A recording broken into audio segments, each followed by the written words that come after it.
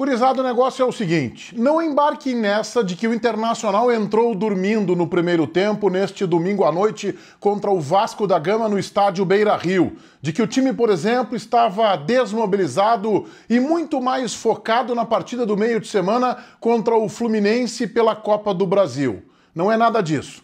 O que o Internacional teve foi um apagão tático, ou de forma ainda mais simples, um nó tático de Fernando Diniz em Roger Machado no primeiro tempo. Por isso, o Inter saiu em desvantagem, soube se aproveitar que o Vasco se encolheu com linha de 5 na segunda etapa, amassou o adversário, chegou ao empate e é verdade. Merecia, inclusive, ter vencido a partida. Neste meu vídeo, a história de Internacional 1, Vasco da Gama também 1. O vídeo é para a Agência Pesto, a agência que vai fazer a diferença no teu negócio. A Pesto vai ajudar a tua empresa a melhorar as vendas.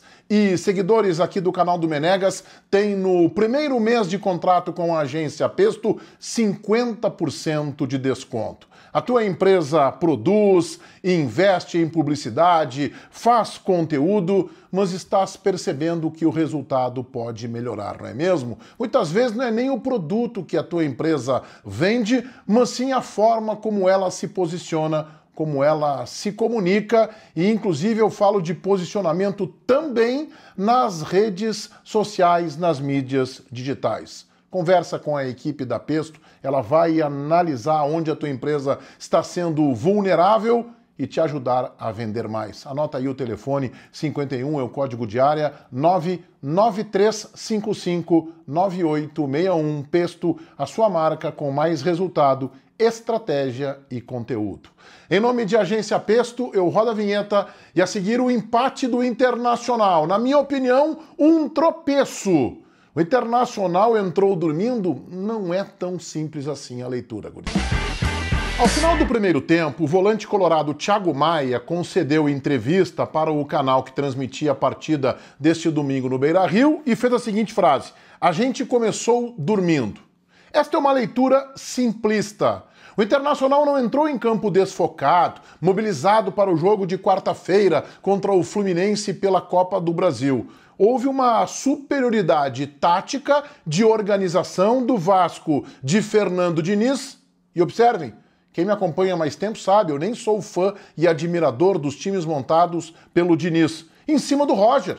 O Diniz foi melhor. Como é que ele organizou esse time do Vasco da Gama, que eu considero, gurizada, bem mediano e que nós vimos um tempo atrás, uma semana atrás, empatar com o Grêmio no Rio de Janeiro? Bom, ele liberou o lateral direito Paulo Henrique para o ataque, ele tem um vigor físico impressionante esse jogador, usou o corredor, jogando em cima do Bernabei, pela direita ele também tinha o menino Ryan, sobrecarregando a marcação de Bernabei. Aí ele jogou o David pela esquerda, embora também correndo por dentro, o Nuno Moreira centralizado, o Verratti lá na frente segurando os zagueiros do Internacional e deixou os homens de marcação, o Tietê e o Hugo Moura, para dar cobertura especialmente para as investidas do Paulo Henrique pela direita.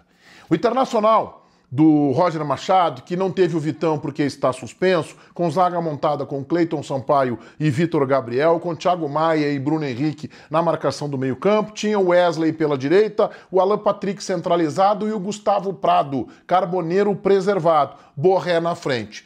O Wesley não jogou tão aberto pelo lado direito, ele entrou por dentro, pelo meio. Gustavo Prado também tem esta tendência. O Diniz soube explorar os lados de campo e especialmente o setor direito, tanto com o Paulo Henrique quanto com o Ryan. E nos primeiros 30 minutos, neste amasso tático do Diniz em cima do Roger, o Vasco teve chance a 9 minutos com o Verratti de cabeça para fora. Aos 19, o Rocher salvou um chute desviado do Paulo Henrique, a bola resvalou nas costas do Bernabei. Aos 20 minutos, para que vocês tenham uma ideia, o Vasco, o time de fora, tinha 72% de posse de bola contra apenas 28% do Inter, o mandante, o dono da casa. Aos 25 minutos, o Verratti perdeu livre na linha do pênalti, chutando pelo alto, e aos 29, o gol. Que começa com um erro na peça ofensiva do Aguirre, que erra o passe, acaba vacilando no contra-ataque, indecisão do Vitor Gabriel, e o Ryan chutou deslocado, tirando o Rocher da foto, 1-0, fazendo justiça à superioridade tática que o Vasco tinha naquele momento da partida. O Inter acordou, melhorou, aproveitou que o Vasco se encolheu e a 36 o Gustavo Prado obrigou o Léo Jardim a uma defesaça, num chute muito bem colocado na gaveta. Aos 37, aí teve 3 lances em 1 minuto e meio, um amasso do Inter aos 37, Cleiton Sampaio de cabeça acertou a trave. Ainda aos 37, na sequência, o cabeceio do Borré que o Léo Jardim defendeu. E teve ainda, aos 48, o lance do Alan Patrick, uma cobrança de falta. A bola bateu na junção da trave com o travessão, pelo lado externo, um lance de perigo. Terminou o primeiro tempo, torcedor do Internacional, que já havia manifestado descontentamento, vaiou, reclamou do time. Veio o segundo tempo, o Roger mudou, colocou o Carboneiro, retirando o Gustavo Prado. Eu imaginei que o Carboneiro fosse jogar pelo lado de campo para segurar as investidas do Paulo Henrique, mas ele jogou um pouco pelo lado e um pouco por dentro. O Vasco se encolheu, linha de 5 e deu terreno para o Internacional. E aí o que se viu, gorizada, foi um amasso do Internacional que poderia, e talvez por justiça, merecesse inclusive a virada.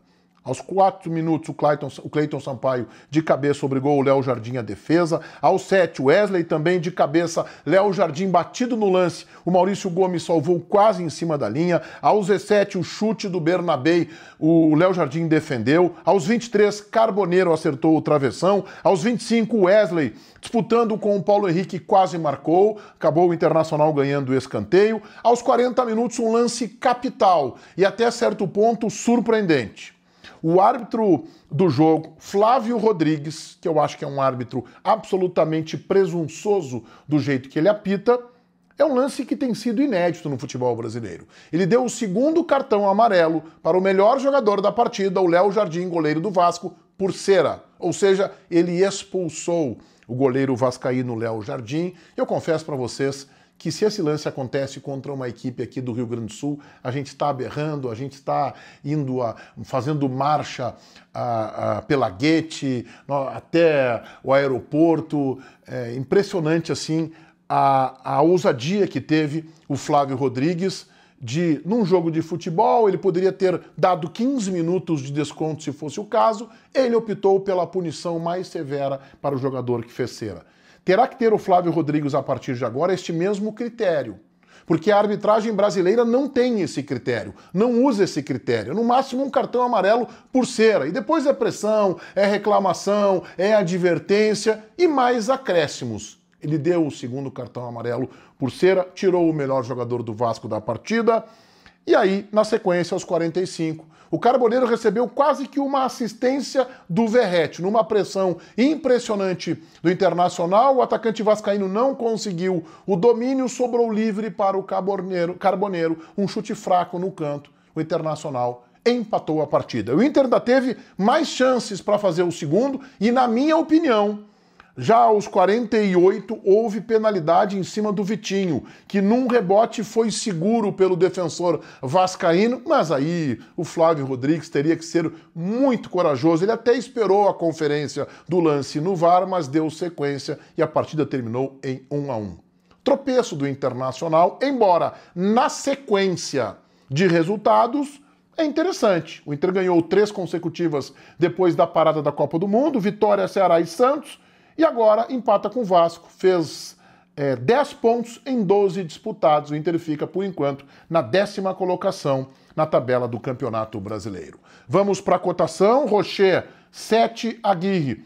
Oscilou bons e maus momentos na partida, mas errou demais tecnicamente. 5, Cleiton Sampaio. 5, Vitor Gabriel, indeciso no contra-ataque vascaíno que originou o gol do Ryan. Nota 4, Bernabé. Um primeiro tempo ruim, sobrecarregado, é verdade, mas foi muito importante na segunda etapa. Nota 7. Thiago Maia, 5. Bruno Henrique, 4. Wesley, 4. Abaixo ainda. Alan Patrick, 7. Acho que saiu por cansaço. aos 28 do segundo tempo, Gustavo Prado 5, Borré envolvido com o jogo, obrigando o Léo Jardim a defesas importantes, nota 7. Entraram o Tabata aos 17, não achei que foi bem, nota 5. O Raikkonen pouco apareceu no jogo, o menino Raikkonen aos 28, nota 5. Vitinho aos 28 foi bem, nota 6. Carboneiro no intervalo, nota 8 para o atacante do Internacional. Para Roger, nota 5. O Inter dominou o Vasco no segundo tempo, amassou a equipe, mas no primeiro tempo ele não achou a equipe de Fernando Diniz. Nota 5 para o técnico do Inter. O Inter na quarta-feira começa a disputa contra o Fluminense, jogo no Beira-Rio em Porto Alegre, por vaga nas quartas de final da Copa do Brasil. No domingo recebe o São Paulo no Beira-Rio e na outra quarta-feira, 6 de agosto, define a sua vaga encarando o Fluminense no Maracanã. Convidando a todos vocês para que se inscrevam aqui no meu canal, para que ativem as notificações ali no sininho, o teu like, joga o meu canal para cima.